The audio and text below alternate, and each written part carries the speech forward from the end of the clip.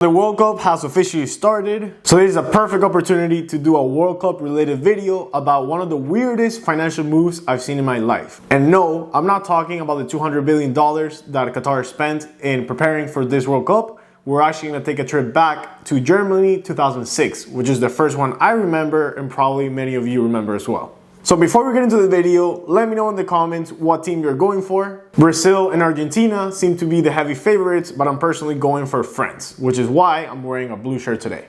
So if we take a trip back to 2006, you probably don't remember that many things. France and Italy played each other in the finals, and there was that legendary red card that Zidane got within the last few minutes of the game. But that's not the only legendary thing that happened in that World Cup. In 2006, only 5 years had gone by from the 9/11 attacks, and big events like the World Cup, where a lot of people came together, were seen as a type of events that a terrorist organization might target. Even though that risk existed, FIFA had already put a lot of money into the event. And we might forget this sometimes, but FIFA is actually a company like every other that needs to make a profit. So they needed to have the guarantee that all the money they were putting in, they were gonna get out through a profit. And there were only two ways that they could guarantee that. One, the event happened and they made money through ticket sales and all the other stuff. Or they got some type of guarantee by another party that they were gonna get paid regardless. So what did they do? Well, the same thing that you do with your car or your house. They went to insurance companies and they tried to get insurance. But as it turns out, the insurance companies were not willing to provide insurance for such a big event like the World Cup.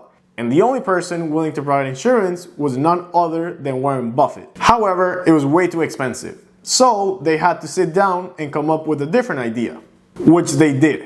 And they created something called Catastrophe bonds. And here's how it worked. FIFA, through the well-known Swiss bank Credit Suisse, issued $260 million in bonds, which had only one caveat. If the World Cup went through smoothly, like it did, all the investors that put money in would get money out with a certain amount of interest.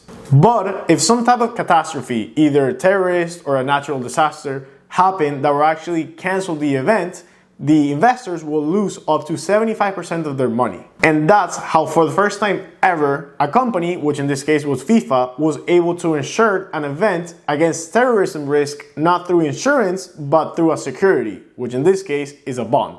And these catastrophe bonds, or so-called cat bonds, were legit. They were rated by Moody's, the very famous rating agency, and they received a AA3 rating, which is really good. It is obviously unfortunate that terrorism exists and that companies have to shift away from it, but it is also a great demonstration of all the weird things that companies and banks can do financially, and also the way you can shift risk from one place to the other. And that's exactly what FIFA did. They shifted the risk from their hands to investors like you and I.